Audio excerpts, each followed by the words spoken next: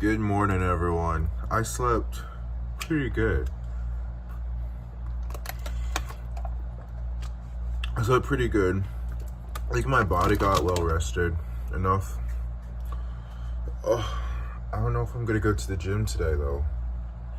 I don't know if my body should handle it, should be put through it, you know? No, I think we're good. I think we're good. I think we're gonna go to the gym today. So we're gonna go to the gym today.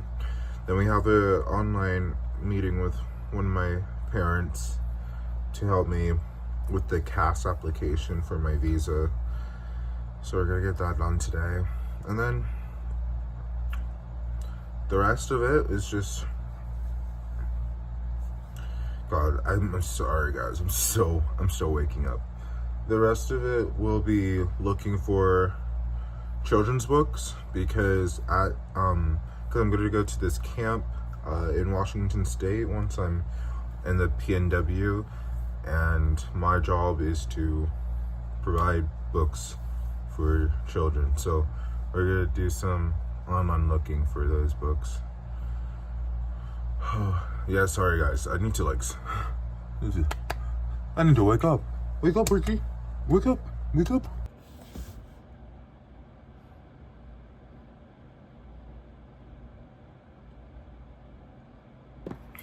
I have had the most productive morning in weeks, if not months, guys. I not only got myself out of bed, we did immigration paper application work, we talked to my mom about money, and now we have yesterday's video almost done and ready, and it's not even 1 p.m.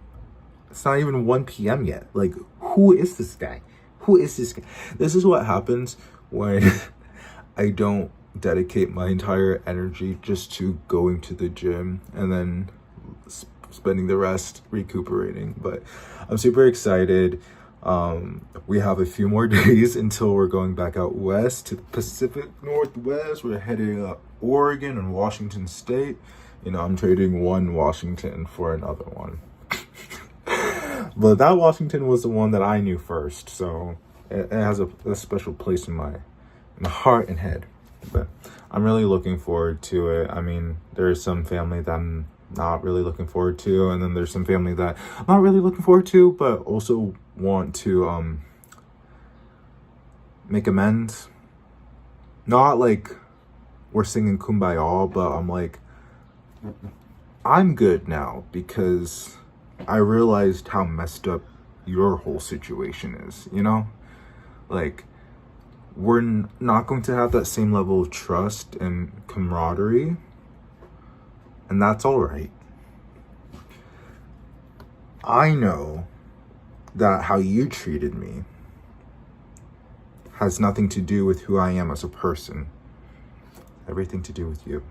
So it took a long time to get to this point. It took a long time because of the gaslighting, because of the hiding of information, because of the giving of bad information. So it's gonna be a little bit actually challenging, but definitely gonna be worth it. So yeah.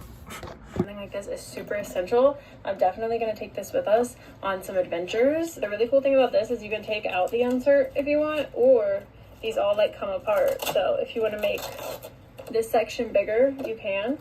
Can't wait to plan some adventures. Let me know what we should do and take this with us. Ooh. The next day. Honestly, I don't know if it's just all the caffeine I've been consuming or just my natural jitters of going back home. I say home. I don't have an actual home to go back to. I'm literally gonna be crashing with my cousin when I get back to Oregon. But I've been kind of tensed up a lot because there's gonna be a lot of emotions dealing with people that I had to remove out of my life in order for me to understand myself more and what my values are and what's important to me, my identity.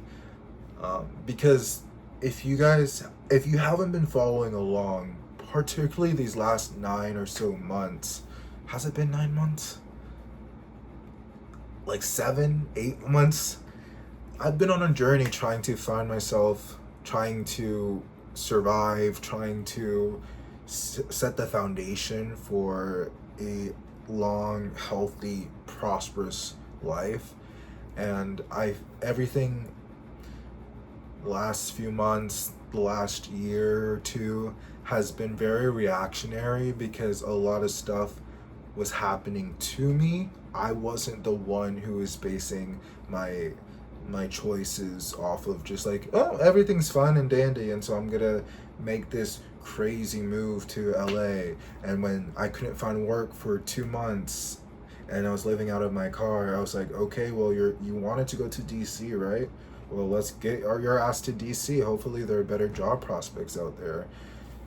There wasn't, but I'm really happy that I advocated for myself to get myself to this place, because I was given bad information about the state of the country, the state of the economy, job markets, and just general income potential.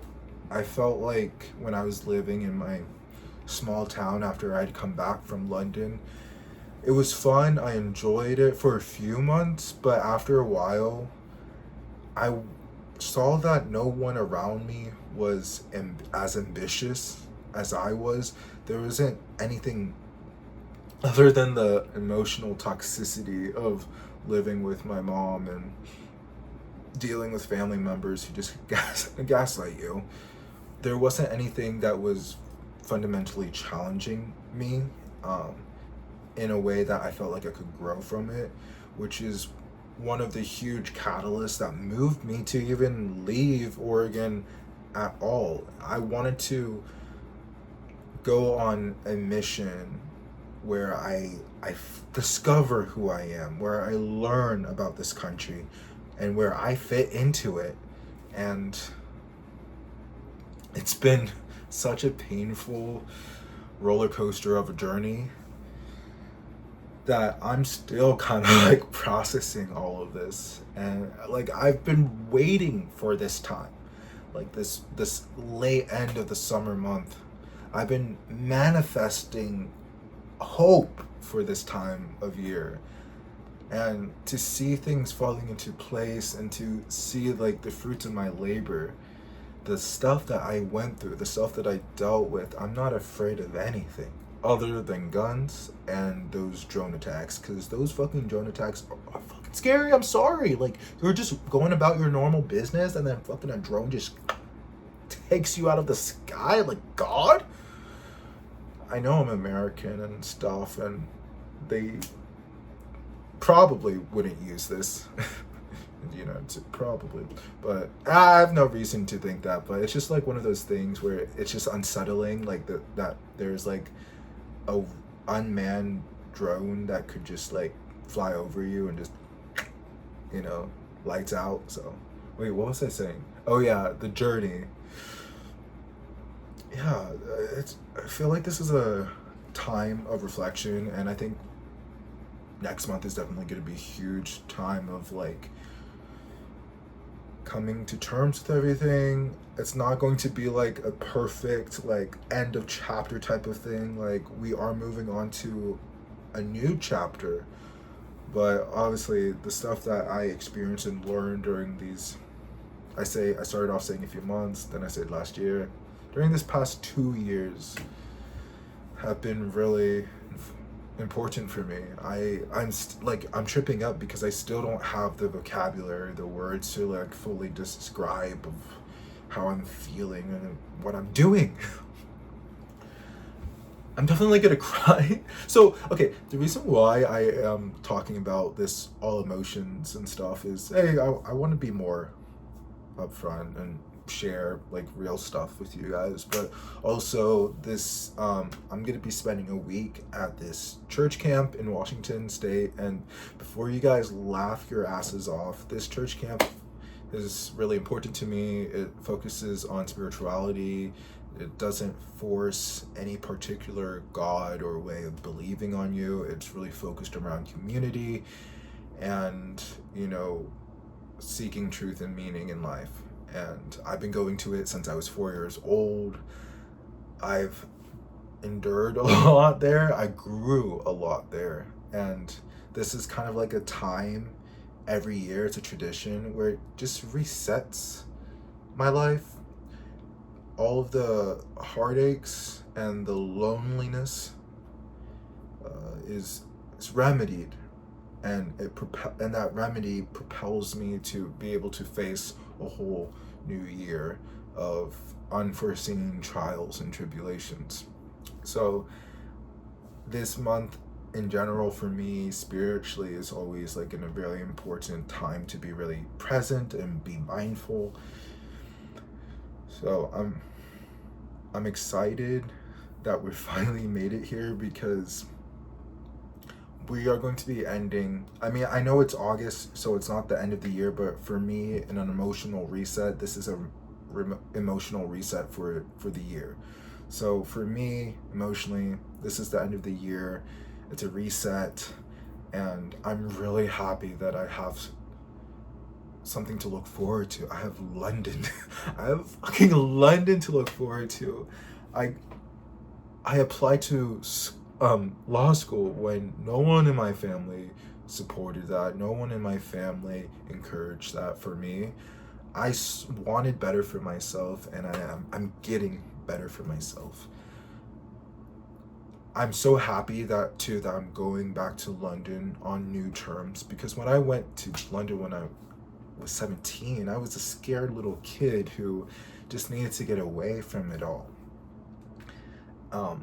And so people might be like, well, why did you come back to the United States after graduating? Like, why didn't you just stay there? Well, my mental health was depleted. It was gone. It was non-existent whatsoever. I didn't know who I was, because my parents never connected me with culture, heritage, were never people I could like talk to about problems and stuff. So a lot of stuff I just had to figure out on my own, and that was hard, as you can imagine. Like, I was 17 when I moved by myself to the UK. Like, I'm so happy I did that, but that wasn't an easy thing to do. So now I'm going to be able to go back on my terms, a more well-rounded, healthy Ricky. And I could not be more grateful for that peace of mind. I took working out very seriously, because I was like, what the fuck? Why am I even going back to London if I'm not trying to be the best I can be? And that includes body. You know, I've been dealing with body dysmorphia, eating disorders, all of that. And when the pandemic happened and we were all stuck inside, couldn't even go to the gym, that just fucked up my entire existence. I was always an athletic person. I was always doing stuff. So even when I felt like, oh, you're a bit, you know, pudgy or bloated, or yeah, you probably gained like 10 pounds. Like, even when I was dealing with that, like, it was nowhere near to the extreme that I experienced now. So it's nice to be at this time and place where I am starting to feel myself. I'm liking what I'm seeing. I'm more motivated to continue pushing through the pain, and I'm really ready to put my best foot forward. So yeah, thank you guys so much for watching this vlog, and I'll see you in the next video. A few days until we're in Oregon. Ooh, it's not just Ricky in his room all the time and at the gym, you know. Ooh. It's a daily vlog.